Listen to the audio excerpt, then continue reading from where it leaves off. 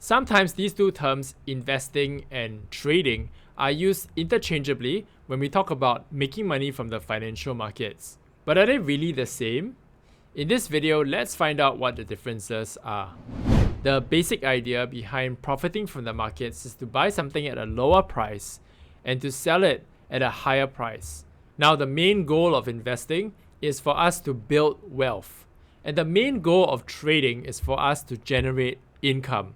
So when we invest, right, we're looking for ways for our capital, for our money, our savings to grow, rather than just letting our money sit in the bank, because we know that inflation continues to erode the value of our money, and the interest rates that we get from banks these days is practically nothing. What we're doing here is we're looking for good investments. So we're looking for things such as like shares of strong and profitable companies. So we can buy these shares and hold them for the long term. And by long term, we're talking about a time horizon of like several months to even several years. Now, the goal of trading is to make money by taking advantage of everyday movements in the market. Now, we know that market prices, they move according to demand and supply factors. And very often, this is influenced by perception and emotions. For example, let's say there is a decline in rainfall in a country or region that produces, let's say, 40% of the world's supply of corn. Now, this drop in rainfall may cause the market to perceive that there's going to be a shortage in corn. And so this perception can cause the price of corn to increase. But later on, it may turn out that there was no shortage in the supply of corn after all. What happens is that the price of corn would then drop. It will revert back to a normal price level, and this is what we know as a correction in the price. It corrects what was an overreaction to a perception of the possibility of a shortage of corn. If at this point in time right here, if we had, studied the news and maybe we perceive that this price movement is an overreaction to the news of less rain, then maybe we might be anticipating that this correction is going to take place. Perhaps we might have entered into a trade at this point in time that can benefit from the anticipated short-term correction in the market. So in trading, very often we will have a much shorter time horizon, maybe a few days, a couple of weeks. Some trades can even be as short as a few hours, a few minutes, or a few seconds. Alright, so the two main ways that we can make money from investing is through capital gains or through dividends. Capital gains basically is what we make when the share price increases. So let's say we bought some shares for $100 per share. 2 or 3 years later, the shares are worth $300 per share. Essentially, we will have made a capital gain of $200 per share. Now, dividends are cash amounts that are paid out from the companies to its shareholders.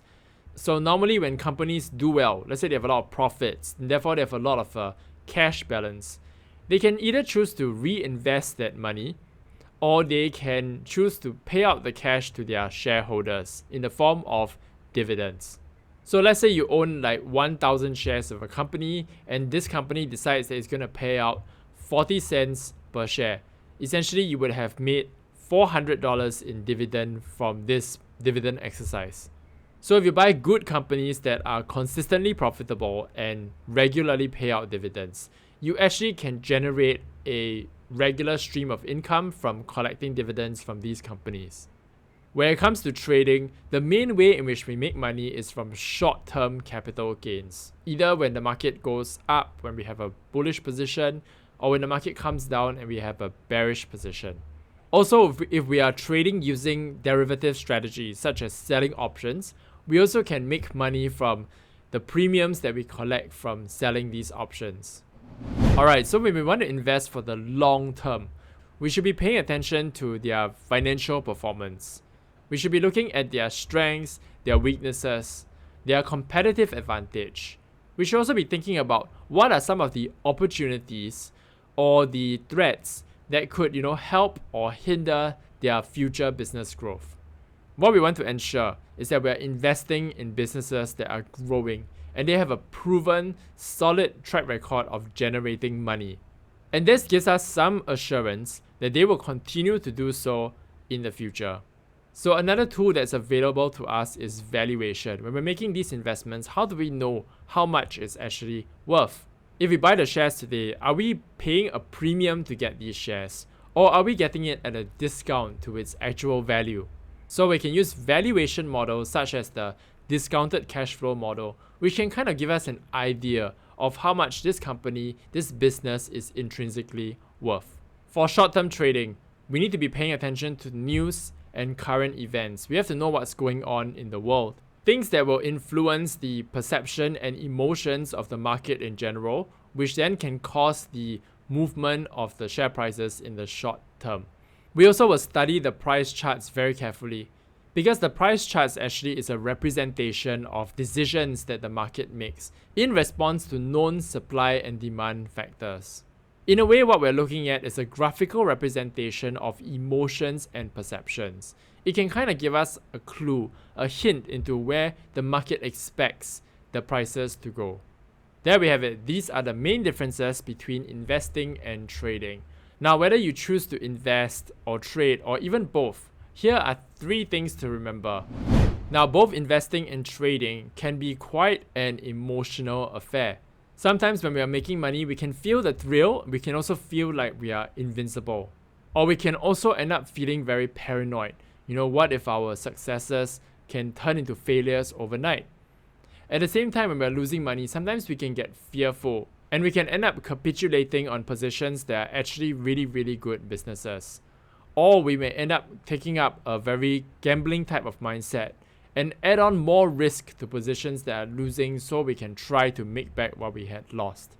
So whether we trade or invest, I think it's important that we have a systematic process in place that will help us to manage our emotions and prevent us from making stupid decisions.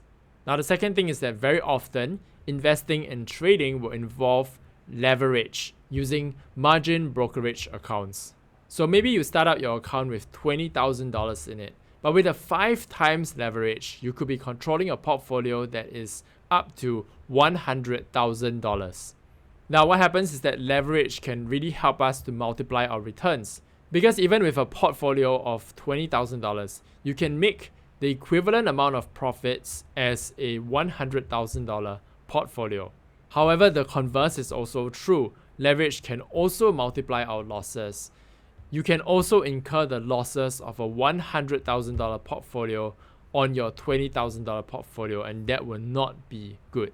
So when taking on leverage, managing risk is extremely important. The last point, the third point, is that make sure that when you invest, when you trade, you're only using capital that you're prepared to lose. The reality is that things can change extremely fast and we are not always 100% correct in our analysis.